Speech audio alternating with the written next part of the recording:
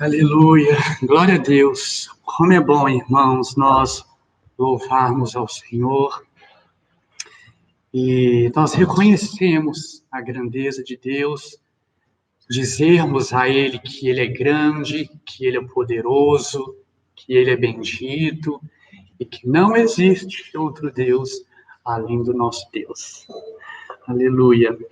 Irmãos, nós vamos agora para a parte da palavra e como vocês puderam perceber aí na divulgação que foi feita, o tema da nossa palavra, né, o título da palavra é Como Agir em Meio à Crise. E aí, a palavra que o Senhor me deu, ela está no livro do profeta Daniel. Então, já vou pedir aos irmãos que abram aí as suas Bíblias no livro do profeta Daniel. E nós vamos refletir um pouco sobre uma passagem específica. Porém, antes de nós lermos a palavra e eu entrar na exposição bíblica, como os irmãos me conhecem, sabem que eu gosto de fazer, é importante contextualizar. Então, eu vou trazer aos irmãos algumas informações importantes sobre o livro do profeta Daniel. Para quem não tem habilidade com a Bíblia, Daniel, o livro do profeta Daniel está no Antigo Testamento, é logo após o livro do profeta Ezequiel, ok? Para facilitar os irmãos se localizarem.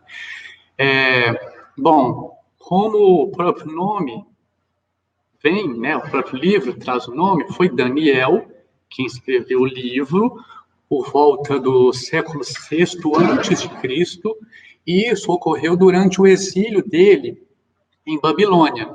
Nós vemos que o povo de Judá foi exilado pela Babilônia, eles ficaram lá durante o período de 70 anos, e durante esse tempo, Daniel esteve lá no exílio e ele escreveu o livro dele a partir de revelações que ele recebeu da parte do Senhor. Eu falei sobre o exílio babilônico, mas é importante trazer uma informação aos irmãos, né? Nós sabemos que o reino de Israel foi dividido entre reino do norte, que era chamado de Casa de Israel ou Casa de Efraim, e o reino do sul, que era chamado de Casa de Judá ou Reino de Judá mesmo. Nós vemos que o reino do norte foi invadido pelo Império Assírio no ano 722, e aí todos os habitantes do reino do norte foram dispersos ou levados cativos, poucos ficaram na terra, e depois desse exílio do reino do norte, o reino do sul também foi invadido pelo reino babilônio, que foi conduzido, na época, pelo rei Nabucodonosor. A invasão babilônia em Judá, ela ocorreu em 3 estágios específicos.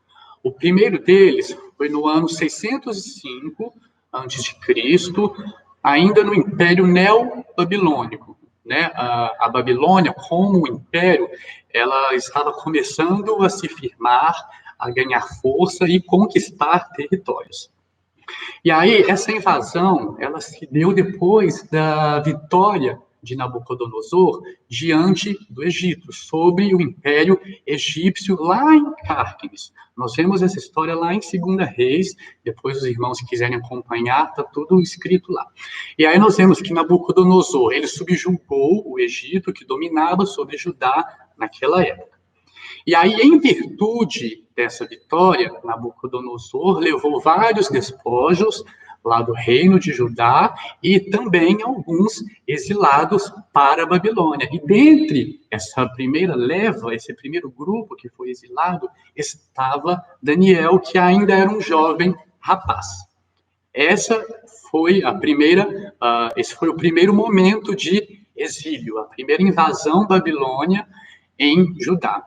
A segunda etapa ocorreu por volta de 598, 597 a.C., E aí foi quando o rei Nabucodonosor subjugou o rei Joaquim. Era quem reinava em Judá naquele momento. Ele sucedeu o pai dele, que era o Jeoaquim, que havia morrido. Aí o rei Joaquim, ele foi exilado também para a Babilônia, e junto com ele mais 10.000 pessoas. E dentre esses 10.000, dessa segunda etapa, desse segundo grupo, estava Ezequiel, o profeta. Então a gente vê que tanto Ezequiel quanto Daniel foram pessoas que profetizaram durante o exílio.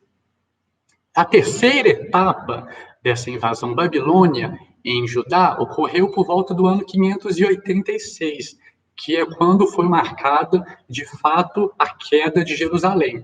Os exércitos babilônios invadiram toda a cidade, destruíram tudo completamente, mataram diversas pessoas, e tudo foi destruído, inclusive o templo. Essa foi a terceira etapa, ok? E contextualizar para os irmãos. Aí, é importante nós entendermos que houveram essas 3 etapas e Daniel participou do primeiro grupo de exilados, aquele que aconteceu lá por volta do ano 605 a.C. Ok, irmãos, nós vamos ler o capítulo 2 de Daniel, mas antes é importante que nós entendamos o capítulo 1. Então, eu vou trazer para vocês, eu não vou ler o capítulo 1, vou só trazer uma contextualização do que o capítulo 1 apresenta para a gente. Ele traz a situação de Daniel. Ele fez parte do primeiro grupo de exilados que foi levado para a Babilônia. E aí, nesse primeiro grupo, ele era um grupo específico, não foram qualquer pessoa que foi levada para a Babilônia. O rei Nabucodonosor, ele pediu que fossem exilados para a Babilônia jovens da linhagem real como dos nobres. E aí tinha algumas especificidades.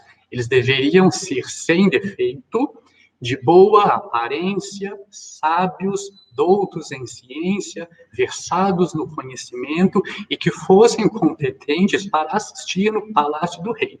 E dentre esse grupo selecionado estava Daniel. Então nós vemos que uma característica de Daniel, ele era jovem. E ele já era tido, desde essa época, como sábio, douto, versado no conhecimento e competente para servir ao rei Nabucodonosor em seu palácio. Esse grupo de jovens, ele foi selecionado e foi determinado a eles que, durante o período de 3 anos, eles fossem nutridos com uma dieta específica. Né? O que o texto nos traz é que eram as finas iguarias da mesa real. Durante o período de 3 anos, esse grupo seria alimentado por esse alimento, por essa dieta específica, mas nós vemos que Daniel, ele se impôs, ele se levantou e ele decidiu não se contaminar com as finas iguarias do rei. Aí, quando nós pensamos, por que Daniel se decidiu não se contaminar? Há 2 possibilidades. Ou a comida que era servida a ele fazia parte daquelas restrições alimentares que nós vemos lá em Levítico, sobre animais puros e impuros. Então, pode ser que os animais que eram servidos a Daniel, eles eram considerados impuros, segundo a lei de Moisés. E aí, como essa era uma ordenança ao povo de Israel, Daniel teve essa decisão de não se contaminar. Ou outra possibilidade era de que esses alimentos, eles eram, os animais foram oferecidos aos ídolos, aos deuses pagãos da Babilônia, e a carne que era sobrada era servida como alimento. E isso também transgredia a lei de Moisés, também transgredia a ordenança do Senhor. Então, por isso, né, por algum desses 2 motivos, Daniel decidiu não se contaminar. E aí o que nós vemos é que Deus, ele concedeu misericórdia a Daniel e mais os 3 amigos dele, que nós vemos que são o Ananias, o Azarias e o Misael, que mais para frente terão seus nomes mudados para Sadraque, Mesaque e Abednego. Eles alcançaram misericórdia misericórdia diante do cozinheiro, chefe que preparava a comida real, e Daniel pediu para que, durante 10 dias, ele e seus amigos fossem experimentados numa dieta específica, somente com legumes e água. E assim aconteceu. Durante os 10 dias, eles só se alimentaram disso, e ao final, o que o texto nos traz era que a aparência de Daniel e dos seus outros 3 amigos era melhor do que dos outros rapazes. E aí, por isso, eles continuaram seguindo essa dieta durante o período de 3 anos, e nós vemos que Deus concedeu a Daniel e os seus 3 amigos conhecimento, inteligência em toda a cultura e sabedoria. Mas a Daniel, ele deu inteligência de todas as visões e sonhos. Então, o que nós entendemos no capítulo 1 era, Daniel, ele determinou não se contaminar, ele e os seus 3 amigos se separaram para o Senhor. E por causa disso, eles foram capacitados por Deus. E essa capacitação que veio sobre eles se destacaram aos olhos do rei e passaram a assistir diante dele. Então, a introdução que nós vemos é essa. Ok? Foi isso que aconteceu no capítulo 1. Agora, irmãos, nós vamos, de fato, ler o texto. Vamos lá, Daniel, capítulo 2, a partir do verso 1.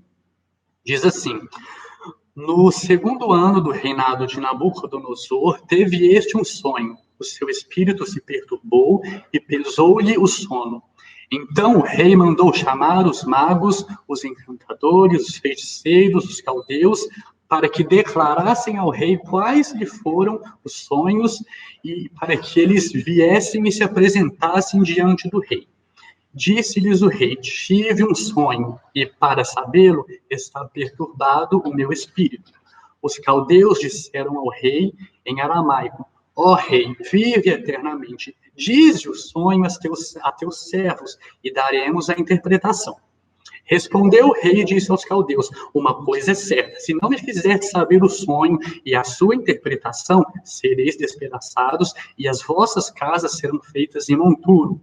Mas, se me declarardes o sonho e a sua interpretação, recebereis de mim dádivas, prêmios e grandes honras. Portanto, declarai-me o sonho e a sua interpretação.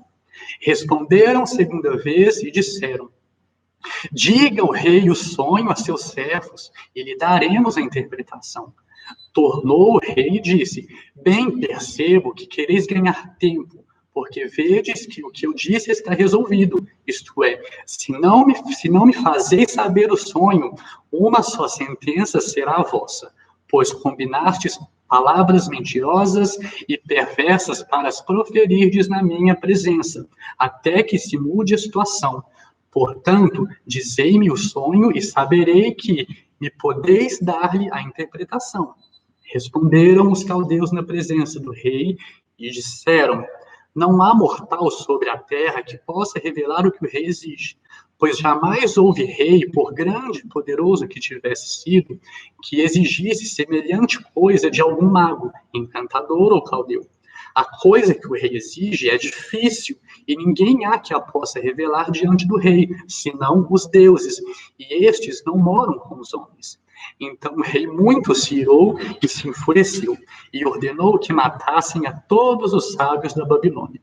Saiu o decreto segundo o qual deviam ser mortos os sábios, e buscaram a Daniel e aos seus companheiros para que fossem mortos. Irmãos, finalizamos aqui a leitura. É importante nós vamos resumir o que aconteceu. Nabucodonosor teve um sonho, e esse sonho deixou ele perturbado, no sentido de que ele não entendia o significado daquele sonho. E isso acontece conosco também, né? Muitas vezes nós temos determinados sonhos que a gente fica: meu Deus, que sonho doido é esse que eu tive, né? O que quer dizer? Foi mais ou menos essa a situação de Nabucodonosor. E aí o que ele faz? Ele manda chamar os magos, os encantadores, os feiticeiros, e exige-lhes que lhe conte o sonho e dê também a interpretação. Nabucodonosor, ele não queria só saber a interpretação, ele queria também que os magos adivinhassem qual foi o sonho. E por que ele fez isso? Pedir isso, que eles digam também qual o sonho, era uma maneira de Nabucodonosor provar os sábios para saber se realmente eles poderiam dar interpretação. Porque se Nabucodonosor contasse o sonho para eles, qualquer interpretação que eles dessem seria aceita, né? Então, Nabucodonosor, ele queria, na verdade, saber e provar aos sábios se realmente havia algo de especial sobre eles, se eles realmente tinham esse poder que eles afirmavam ter.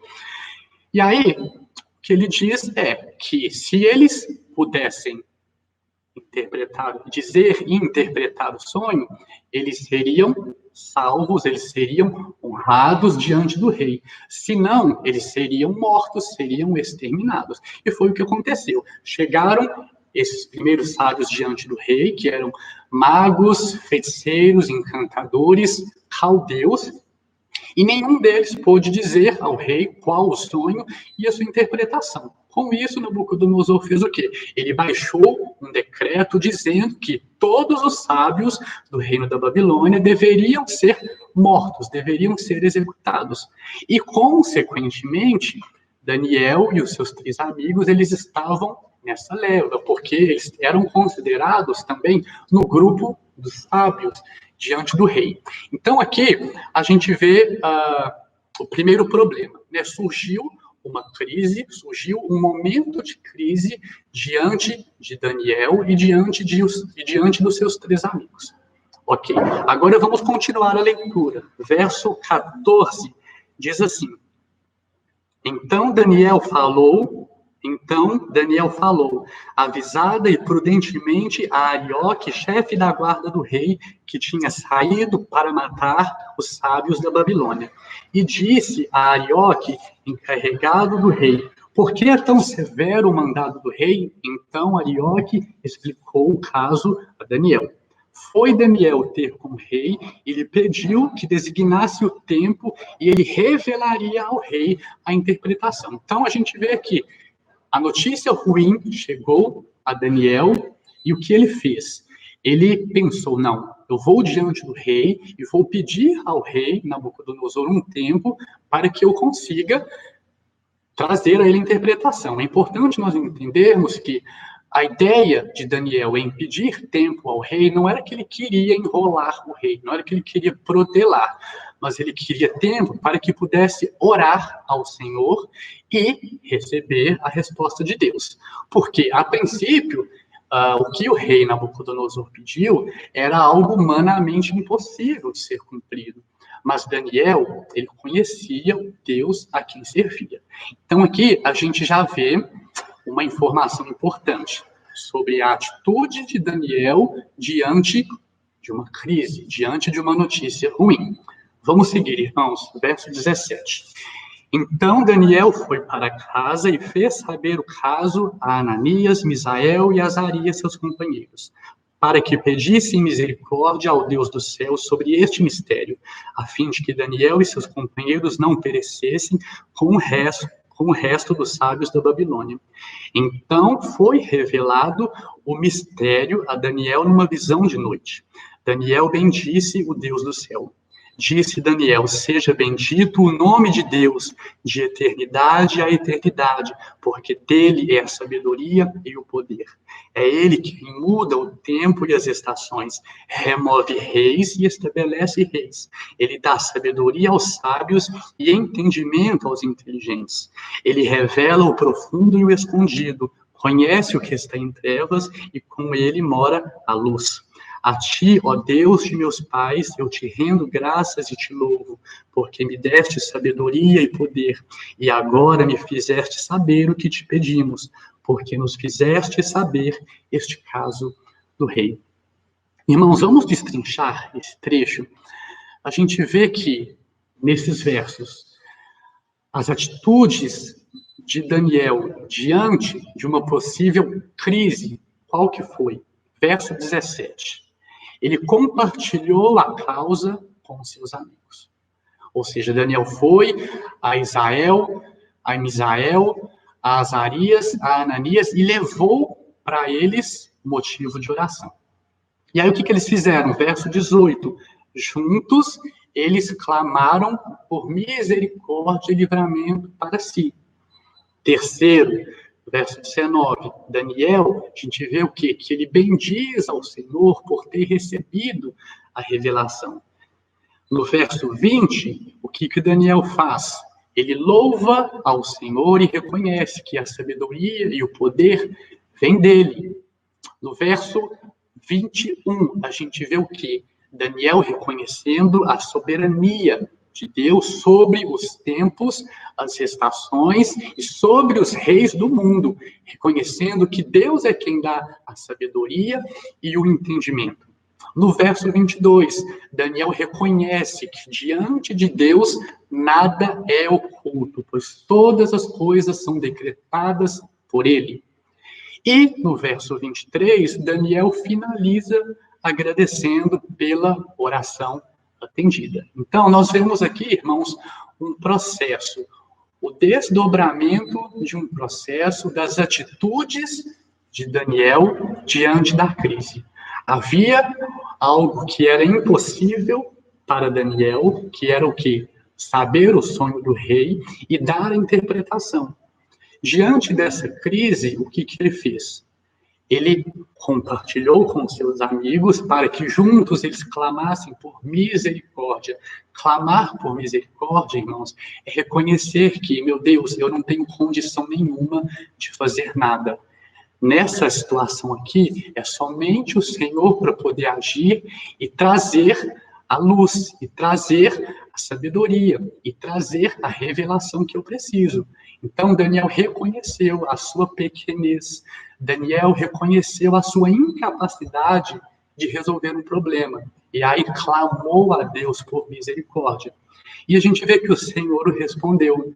Daniel recebeu a resposta de oração que ele queria, e foi revelado a ele o sonho que Nabucodonosor teve, e juntamente com o sonho veio a interpretação.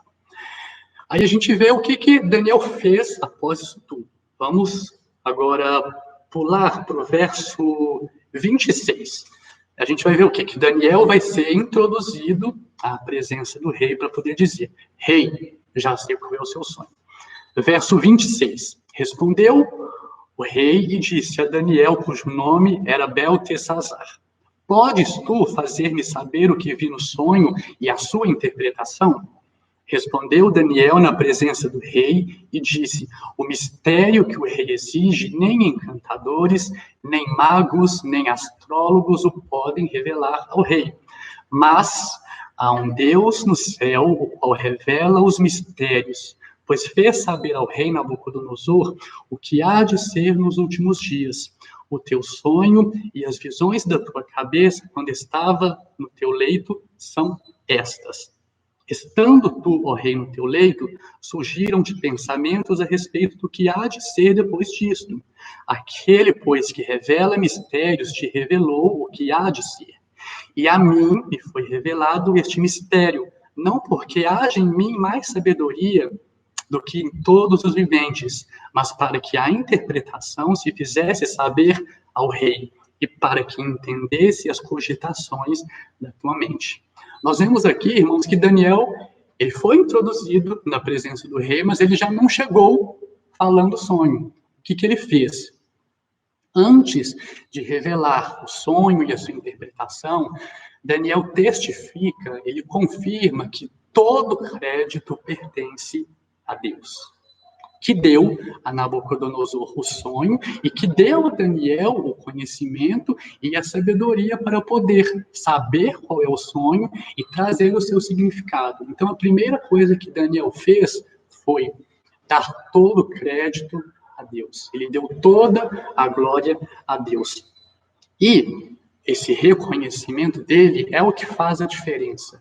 A gente vai ver que esse reconhecimento, ele dizer que o sonho foi revelado a ele e foi dada a ele a interpretação justamente por causa da sua crença em Deus, da sua fé em Deus. E aí, irmãos, eu não vou ler o restante, porque Daniel vai contar qual é o sonho e vai dizer também a interpretação. Aí eu vou pedir para que os irmãos leiam o restante do capítulo, e aí os irmãos vão saber qual é o sonho e qual é a interpretação do sonho. Nós vamos pular agora para o verso 46, ainda em Daniel 2. Aí Daniel foi diante do rei, contou ao rei o sonho, contou a sua interpretação. Qual foi a reação do rei? Verso 46. Então o rei Nabucodonosor se inclinou e se prostrou rosto em terra perante Daniel e ordenou que lhe fizessem oferta de manjares e suaves perfumes. Disse o rei a Daniel: certamente o vosso Deus é o Deus dos deuses, o Senhor dos senhores, o revelador de mistérios, pois pudeste revelar este mistério. Então o rei engrandeceu a Daniel, ele deu muitos grandes presentes e o pôs por governador de toda a província da Babilônia, como também o fez chefe supremo de todos os sábios da Babilônia. A pedido de Daniel, constituiu o rei a Sadraque, Mesaque e Abidnego, os 3 amigos de Daniel, sobre os negócios da província da Babilônia. Daniel, porém, permaneceu na corte do rei. Irmãos, olha que maravilha. Daniel trouxe ao rei o sonho, a interpretação do sonho, e através dessa manifestação do poder de Deus, através da vida de Daniel, levou Nabucodonosor, um rei pagão, um rei idólatra, a se curvar e reconhecer. Ele disse aqui no verso 47, certamente o vosso Deus é o Deus dos deuses e é o Senhor dos senhores. Então, toda essa situação que Daniel passou de crise, isso redundou o quê? Glória ao nome do Senhor. E todas as coisas, irmãos, devem ter essa finalidade, glorificar o nome do Senhor. Agora, para finalizar, o que nós aprendemos, né? Vamos voltar um pouco em todos os contextos, em tudo aquilo que nós lemos e vamos entender. Primeira coisa que a gente pode aprender com essa passagem, com essa situação, é o poder da oração. Essa história, ela nos ensina que a oração nunca deve ser o último recurso quando tudo mais falhar, mas o primeiro impulso diante de uma crise. Porque foi assim que Daniel e os seus 3 amigos procederam. A notícia ruim veio sobre eles. O que eles fizeram? Eles podiam ter lamentado, eles podiam ter chorado, podiam ter esperneado, podiam ter reclamado, praguejado, questionado a Deus, mas não. O que eles fizeram? Eles foram diante de Deus em oração. Eles levaram o problema ao Senhor e lançaram perante Ele as suas preocupações. E é isso que o apóstolo Pedro também nos ensina lá na sua primeira carta, quando ele escreveu que humilhai-vos debaixo da poderosa mão de Deus, para que a seu tempo ele vos exalte. E como que nós fazemos isso? Como que nós nos humilhamos na presença de Deus? Lançando sobre ele toda a nossa ansiedade, porque ele tem cuidado de vós. Então, foi assim que Daniel e os seus 3 amigos procederam. Eles oraram, eles levaram a causa diante de Deus, confiaram que Deus daria a resposta a eles. A segunda coisa que a gente pode aprender é que, ao receber a resposta da oração, Daniel teve o cuidado de, antes de qualquer coisa, expressar o seu louvor e a sua gratidão a Deus, que tão graciosamente respondeu a ele. Então, Daniel recebeu a oração, Daniel recebeu a resposta da oração, recebeu a interpretação que ele precisava, e a primeira coisa que ele fez foi agradecer a Deus, foi louvar a Deus. E assim também devemos nós proceder.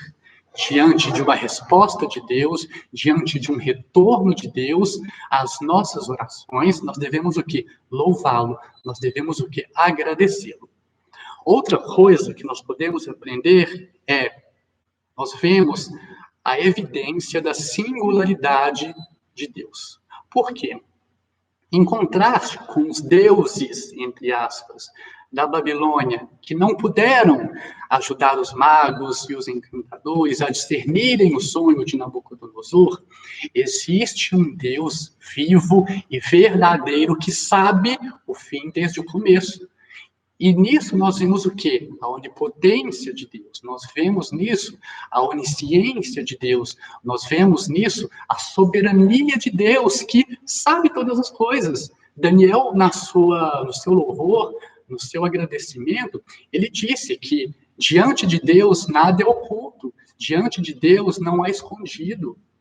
Maravilha saber disso, que o nosso Deus é esse Deus. Ele é o único Deus. Não existe outro Deus além dele. E a outra coisa que nós aprendemos é que o mesmo Deus que atendeu a oração de Daniel também atende às nossas orações. Irmãos, Deus não mudou. Deus reina soberanamente. De eternidade em eternidade, Ele é o mesmo. Não importa o quanto as coisas pareçam incertas, elas são certas no cumprimento do propósito infalível de Deus. Então, uma situação que, perante Daniel, era completamente incerta, ele corria o quê? Risco de vida. Ele e os seus amigos seriam mortos, seriam executados, junto com os outros sábios da Babilônia. Mas o que ele fez? Ele clamou a Deus. Ele foi a Deus em oração e Deus respondeu à oração dele. Uma situação que era incerta e que Daniel podia não entender o porquê daquilo, Deus transformou em bênção. Deus mudou a sorte de Daniel e seus amigos. A gente vê a importância também de Daniel, porque ele era a pessoa certa, no lugar certo e na hora certa. É importante nós vermos isso. E algo que era impossível a Daniel e a qualquer outro, Deus fez, pois havia um propósito para isso. E qual que era esse propósito? O poder de Deus ser revelado através da vida de Daniel, levando-o a testemunhar diante do rei, que reconheceu que o Deus de Daniel era capaz de fazer o que os outros deuses não podiam. Maravilha, irmãos, nós sabemos que o Deus a quem nós servimos é esse Deus maravilhoso. Na verdade, é o único Deus, não existe outro além dele. Ele é o Todo-Poderoso, ele é grandioso, ele é misericordioso, e ele é aquele que diante dele nada é oculto. Ele sabe o fim desde o começo. Que a nossa esperança, que a nossa confiança diante de momentos de crise seja essa, que nós aprendamos com essa história e sigamos o exemplo de Daniel. Quando vier uma crise, uma provação, uma situação difícil, ore ao Senhor, não utilize a oração como o último recurso, sabe, quando você tentou tudo e nada deu certo, então eu vou orar. Não, a oração é a primeira atitude do cristão. A primeira coisa que nós devemos fazer é orar a Deus. Apresentar a Ele as nossas petições, crendo que Ele nos ouve, que Ele é galardoador daqueles que o buscam. Essa tem que ser a nossa fé, essa tem que ser a nossa confiança no Senhor, somente nele, assim como foi com Daniel. Amém, irmãos? Olha, a palavra é essa, né? Uma breve palavra, eu espero que tenha sido de proveito aos irmãos, que os irmãos tenham conseguido aprender alguma coisa, absorver alguma coisa, e eu agradeço pela oportunidade de estar aqui, mais uma vez. Para mim é sempre uma grande alegria, para mim é sempre um grande prazer poder servir aos irmãos através do Ministério da Palavra,